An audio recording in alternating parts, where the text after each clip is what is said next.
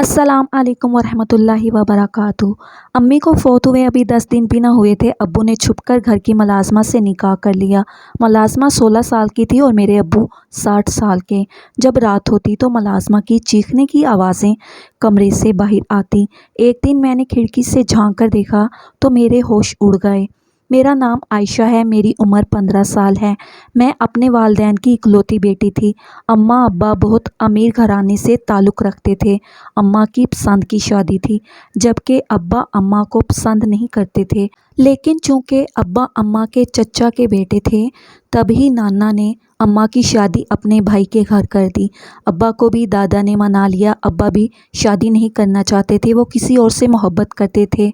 उन्होंने दादा अब्बू को बहुत समझाने की कोशिश की, मगर दादा अब्बू का कहना था कि जहाँ वो कहेंगे वहाँ ही शादी होगी। मगर दादा अब्बू की सख्ती पर उनको मानना पड़ा।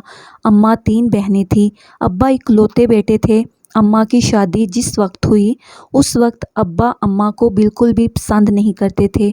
अम्मा की शादी के बाद नाना नानी का एक कार एक्सीडेंट में इंतकाल हो गया और एक खाला कुछ टाइम बाद अचानक कहीं गायब हो गई। सब बहुत परेशान थे, सब ने ढूंढा पर वो कहीं ना मिली। एक खाला नीम पागल हो गई थी, वो किसी से नहीं मिलती थी, हमेशा तन्हा रहती थी, किसी से ज़्यादा बात नहीं करती थी। अम्मा अक्सर खाला से मिल आती थी, लेकिन वो कभी हमारे घर ना आती थी। अब्बा अम्मा को नापसंद करते थे, तभी वो अम्मा पर जुल्म करते, उनको मारते पीटते, उनसे घर के काम तक लेते। लेकिन मेरी पैदाइश के बाद अब्बा कुछ बेहतर हो गए थे। अब अम्मा से प्यार से बात करते थे, अम्मा भी खुश रहने लगी थी। अम्मा हर वक्त सोने के ज़ेवरात पहन कर रखती। अब्बा ने अम्मा को हर आसाइश मुहैया की। दादी हमेशा कहती थी कि नई नवेली दुल्हनें सजी संवरी ही अच्छी लगती हैं। मेरे बाद घर का माहौल अच्छा हो गया था। अम्मा हमेशा सोचती थी कि मेरे कदम उनकी ज़िंदगी के लिए बहुत अच्छे साबित हुए हैं। अम्मा ने कभी भी मुझे अब्बा के ख़िलाफ़ नहीं किया था। वो हमेशा कहती थी कि जो कुछ भी हुआ वो हम मियाँ बीवी का मामला था, लेकिन उनकी इज़्ज़त मेरा फ़र्ज़ है। मैंने अम्मा जैसा जज्बा और हिम्मत किसी की नहीं देखी थी। अम्मा ने हम बहुत सी तकलीफ़ों के बाद भी कभी अब्बा से बदतमीज़ी से बात नहीं की थी। अब्बा ने अम्मा को एक मुलाज़मा रख दी जो दिन भर अम्मा का काम करती। वो कुछ अधेड़ उम्र की थी। बहुत अरसा अम्मा के काम करती रही, मगर फिर वो बीमार रहने लगी। अम्मा उसको कहती कि अब तुम घर पर आराम कर लिया करो, अगर तुम्हारी कोई बेटी है तो उसे घर ले आओ, वो काम कर लिया करेगी। मगर मुलाज़मा कहती कि वो जवान है, मैं उसे काम पर नहीं लेकर आती। लेकिन एक रोज़ उस बूढ़ी औरत की जगह उसकी बेटी काम पर आई, लेकिन उसने घूंघट निकाला हुआ था। अम्मा ने कहा कि तुम घूंघट उठा सकती हो, यहाँ कोई नहीं होता, लेकिन वो हमेशा यही कहती कि मैं घूंघट नहीं उठा सकती। अम्मी ने सख्ती से मना किया है। मुलाज़मा अपने घर का काम करने लगी। अब्बा के सारे काम भी वही करती थी। उसकी आवाज़ बहुत खूबसूरत थी, सफ़ेद रंगत उस पर बहुत जचती थी। मुलाज़मा ने अम्मा पर अंधा भरोसा कर लिया था। अम्मा हर वक्त उस मुलाज़मा के साथ बातों में लगी रहती। वो न जाने अपने कौन कौन से दुख सुनाती। मुझे वो मुलाज़मा एक आँख नभाती थी। मैं अम्मा से अक्सर कहती कि मुझे ये औरत ठीक नहीं लगती, मगर अम्मा एक ही बात कहती कि तुम्हें बड़ों की बातों में पड़ने की ज़रूरत नहीं है। मुलाज़मा अब्बा के साथ काफ़ी हंसी मजाक करती। मुझे अब्बा का ये रवैया बिल्कुल भी पसंद ना आता। मैं अक्सर अम्मा से कहती कि अब्बा मुलाज़मा के साथ बहुत ज़्यादा हंसी मजाक करते हैं, उनका मुलाज़मा के साथ इतना हंसी मजाक करना बेहतर नहीं है। मगर अम्मा खामोश रहती। अक्सर मैं मुलाज़मा को टोक दिया करती और बोलती कि अपनी हद में रहा करो, तुम एक मुलाज़मा हो, मुलाज़मा की तरह रहा करो। अब्बा को देखते ही वो आंसू बहाने लगती। अब्बा हमेशा मुझे डांट देते और अम्मा से कहते कि इसको कुछ तमीज़ सिखाओ। अम्मा भी मुझसे गुस्सा रहने लगी। मैंने सोच लिया था कि मैं इस मुलाज़मा को घर से निकलवा कर रहूँगी, मगर शायद किस्मत को कुछ और ही मंजूर था। अक्सर अब अम्मा की गैर मौजूदगी में मुलाज़मा अब्बा के कमरे में जाती और कई कई घंटे बाद जब मुलाज़मा कमरे से निकलती तो पूरी कांप रही होती थी और न जाने अपनी चादर के नीचे क्या छुपा लेती। एक रोज़ तजस्सुस के मारे मैं मुलाज़मा को अब्बा के कमरे में जाते ही खुद भी उनके पीछे चल पड़ी। लेकिन मेरी हैरत की इंतहा न रही जब मैंने दरवाज़े को धक्का लगाया तो दरवाज़ा अंदर से बंद था। ابا کے کمرے کی کھڑکیاں بہت اوپر تھیں جو میری پہنچ سے دور تھی، تب ہی میں اندر کا منظر نہیں دیکھ سکی، مگر اندر سے عجیب و غریب آوازیں آنے پر میرا تجسس مزید بڑھنے لگا۔ اندر سے کچھ کاغذات ہلانے کی آوازیں آ رہی تھی، جبکہ ایسا محسوس ہو رہا تھا کہ ابا کمرے میں نہیں ہیں۔ ایک روز شام کے وقت جب اماں باہر سے لوٹی تو کافی پریشان تھی۔ گھر پر نہ تو ابا تھے اور ملازمہ تو شام کی جا چکی تھی۔ میں نے اماں سے پوچھا کہ اماں کیا ہوا ہے، اتنی پریشان کیوں ہیں؟ مگر اماں خاموش رہی اور آنسو بہاتے کمرے میں چلی گئیں۔ مجھے کافی حیرانی ہوئی کہ صبح تو اماں بالکل ٹھیک تھی، آخر ایسا کیا ہوا ہے کہ اماں کی یہ حالت ہو گئی ہے۔ کچھ دیر بعد ابا بھی گھر آئے، لیکن ابا کافی خوش لگ رہے تھے۔ ابا آتے ہی کمرے میں چلے گئے، لیکن اماں کمرے کا دروازہ بند کر چکی تھی۔ ابا نے مجھ سے اماں کی طبیعت کے بارے میں پوچھا تو میں نے انہیں دوپہر کا واقعہ بتا دیا۔ ابا بھی کافی پریشان ہوئے، وہ دوبارہ سے اماں کے کمرے کے دروازے کو کھٹکانے لگے۔ میں اور ابا کافی پریشان تھے۔ اماں نے آج تک کبھی اس طرح نہیں کیا تھا۔ کافی بار دروازہ کھٹکانے کے بعد بھی جب اماں نے دروازہ نہیں کھولا تو ابا غصہ ہونے لگے اور اماں کو غصے سے بولنے لگے کہ یہ کیا بچپنا ہے، دروازہ کیوں بند کر رکھا ہے؟ لیکن اماں کی آواز پھر بھی نہ آئی۔ اب میں پھوٹ پھوٹ کر رونے لگی۔ میں جانتی تھی کہ اس سب کے پیچھے کوئی بہت بڑی وجہ ہے جو اماں کسی کو نہیں بتا رہی۔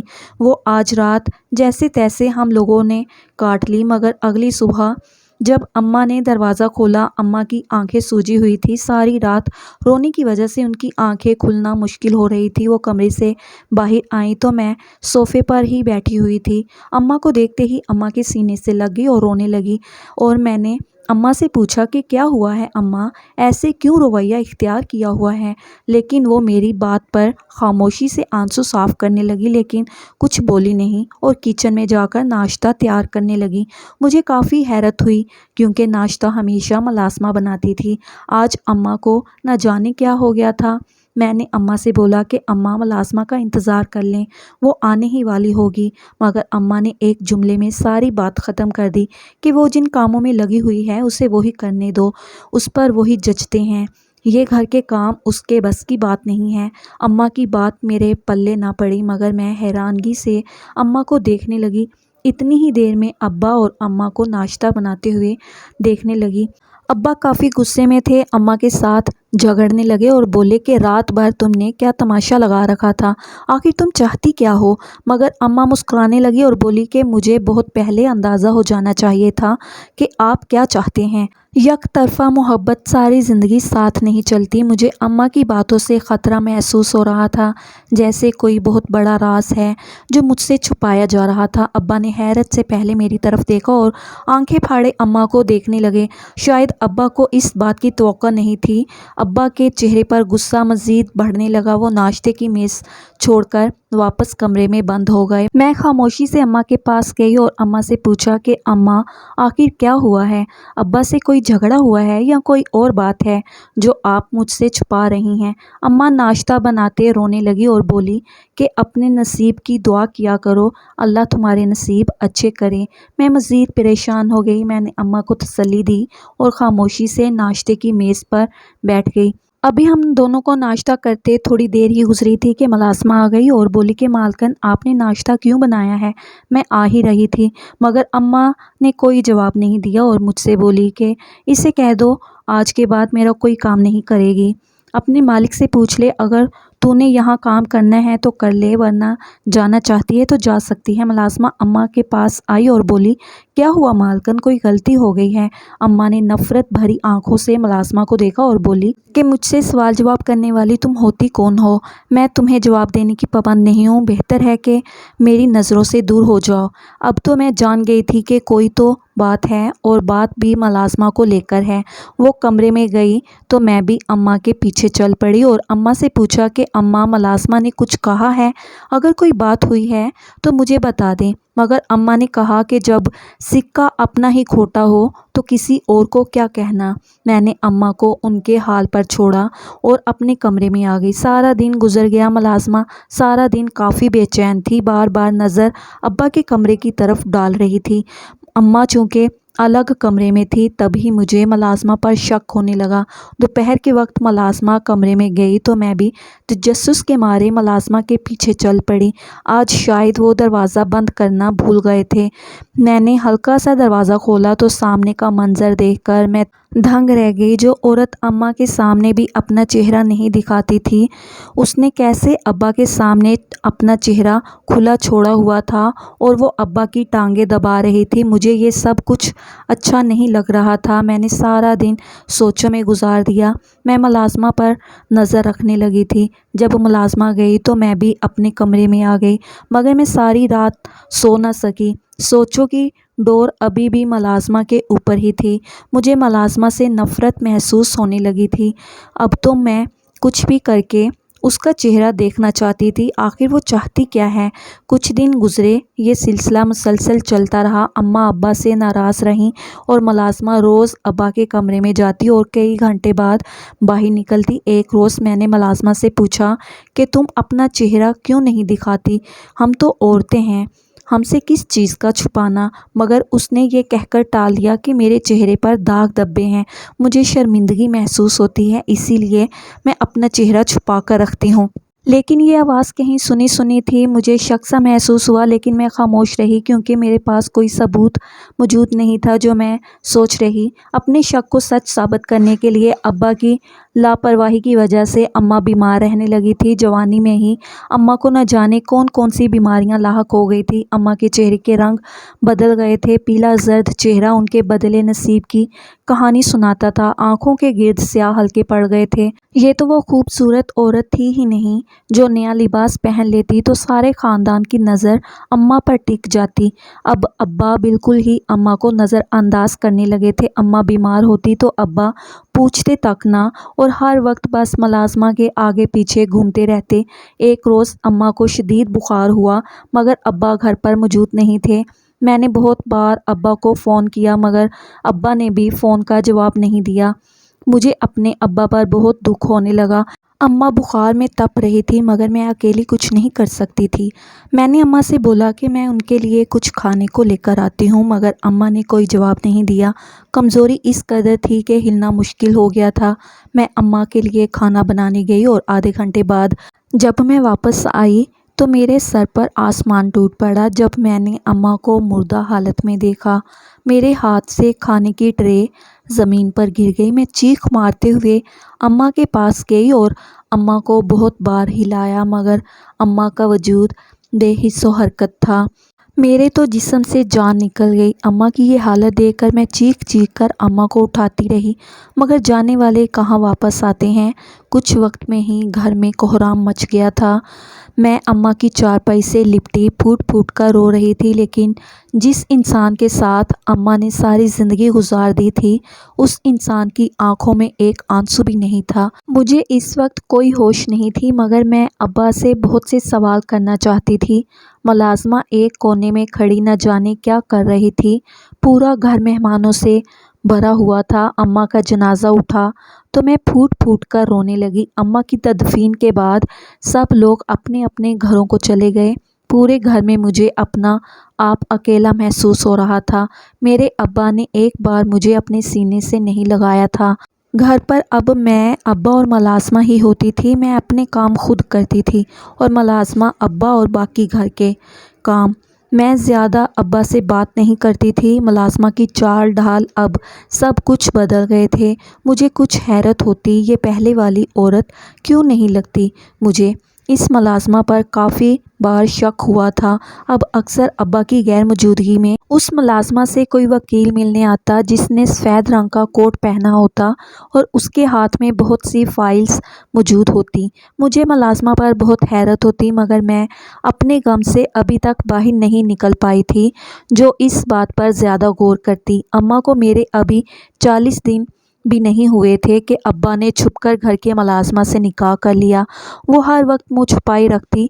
मैं अभी अम्मा के गम से ना निकली थी कि अब्बा ने एक और सदमा दे दिया। मुझे तो हैरत थी ابا کی خود غرضی پر مجھے ابا سے نفرت محسوس ہونے لگی تھی۔ ملازمہ نے ابھی بھی خود پر سے گھونگھٹ نہیں اتارا تھا۔ ملازمہ میرے ساتھ بہت اچھا رویہ رکھتی، میرے سارے کام زبردستی کرتی اور مجھے ہمیشہ کہتی کہ میں تمہاری ماں کی جگہ پر ہوں، مجھے اپنی ماں جیسا ہی سمجھو۔ یہ سمجھ لو کہ یہ شادی میری مجبوری تھی، ورنہ تمہیں ماں کا پیار کبھی نہ ملتا۔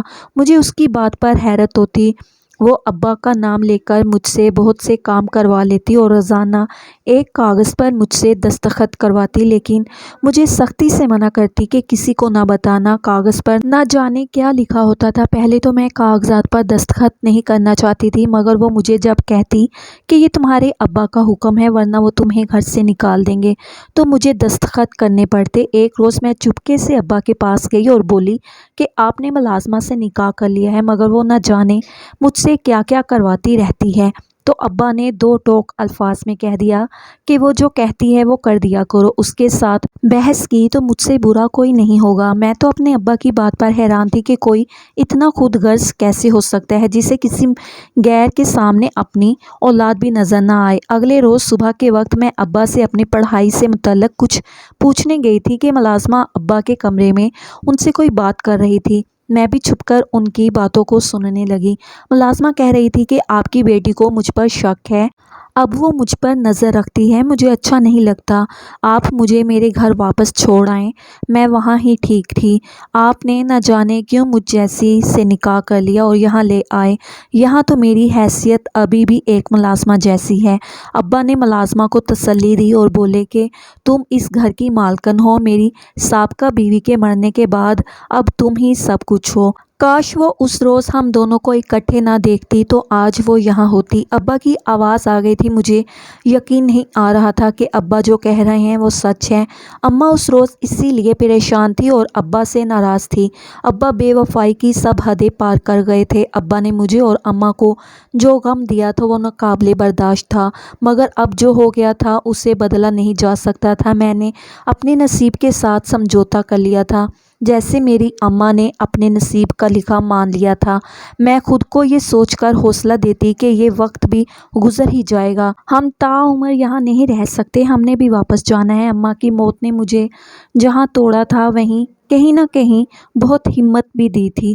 ایک دن ملازمہ کام کر رہی تھی، میں بھی کچن میں کسی کام کے لیے گئی، مگر میری نظر جیسے ہی ملازمہ کے گلے پر پڑی تو میں دنگ رہ گئی۔ اس کے گلے میں سونے کی چین دیکھ کر مجھے شک سا ہوا۔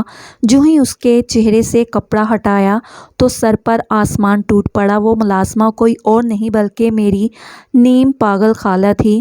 میری آنکھیں کھل گئیں، مگر پھر بھی اپنی آنکھوں پر یقین نہیں آیا۔ خالہ گھونگھٹ اٹھتے ہی ایک دم چونک گئی اور مجھے حیرت سے دیکھنے لگی۔ مجھے یقین نہیں آ رہا تھا کہ ابا نے اماں کو دھوکہ خالہ کی وجہ سے دیا تھا، یا یہ کوئی اور کہانی تھی، مجھ سے کچھ چھپایا جا رہا تھا۔ میں کچھ نہیں جانتی تھی، اب تو میں بس چہرے پر ہاتھ رکھے اس بات کی یقین کرنے کی کوشش کر رہی تھی کہ جو میں دیکھ رہی ہوں وہ حقیقت بھی ہے یا نہیں۔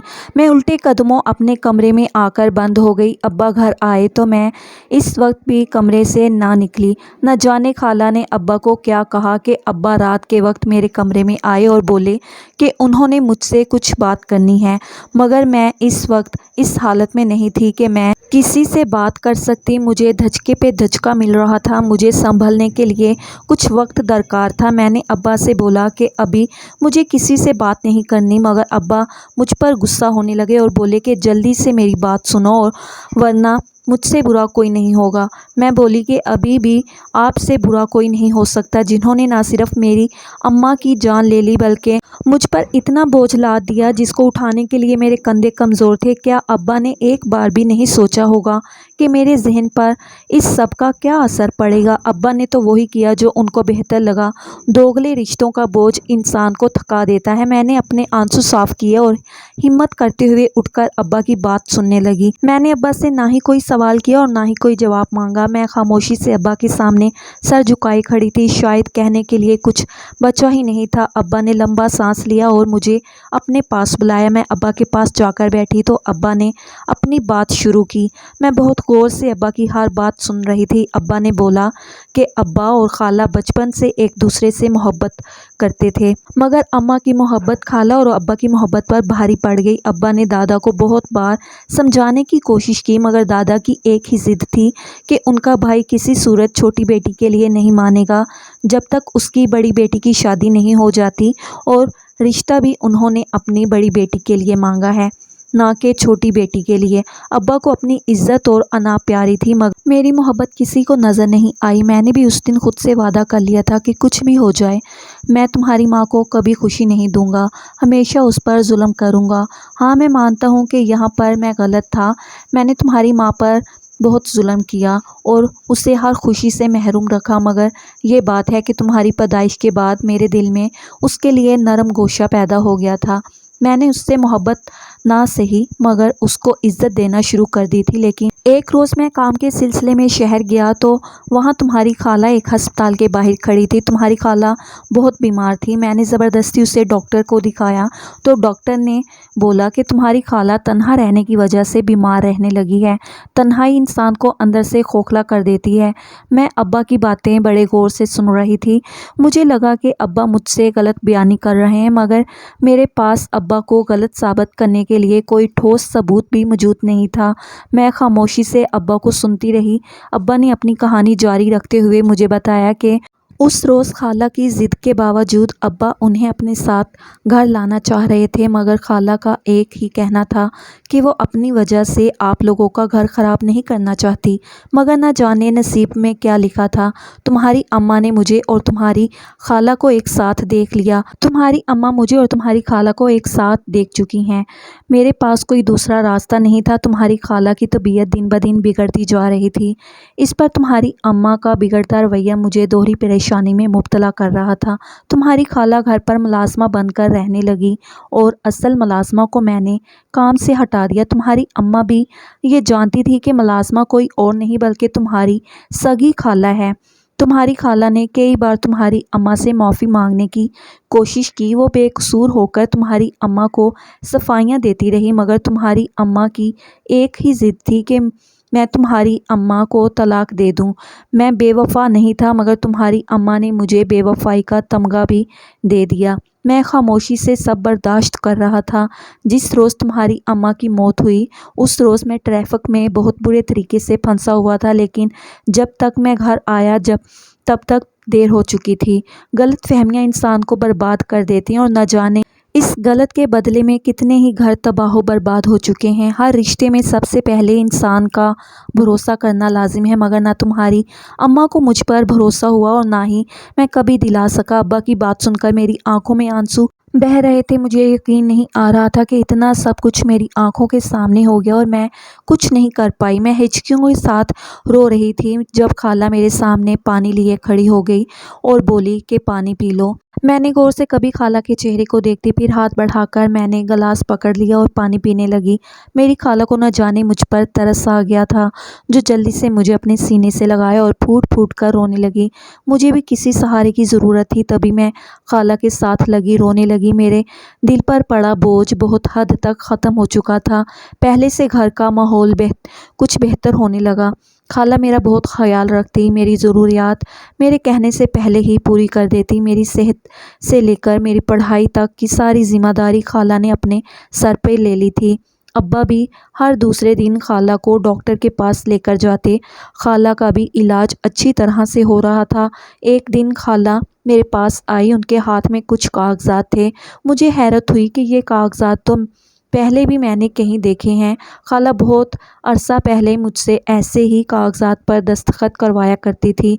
अभी वो मेरे पास जिन कागजात को लेकर आई थी और मुझे दस्तखत करने के लिए बोला था, पहले तो मुझे तजस्सुस के आखिर इन कागजात में ऐसा क्या है। मैंने खाला से पूछा कि कागजात किस चीज़ के हैं, तो मुझसे नज़रें चुराने लगी जैसे मुझसे कुछ छुपा रही हैं। मैंने खाला से फिर सवाल दोहराया कि खाला ये कागजात किस चीज़ के हैं, तो खाला बोली कि इस बात का तुम्हारे अब्बू को बिल्कुल भी इल्म ना हो, ये इन जायदाद के पेपर्स हैं जो तुम्हारी अम्मा ने तुम्हारे अब्बा की जायदाद में से कुछ मेरे नाम कर दी थी।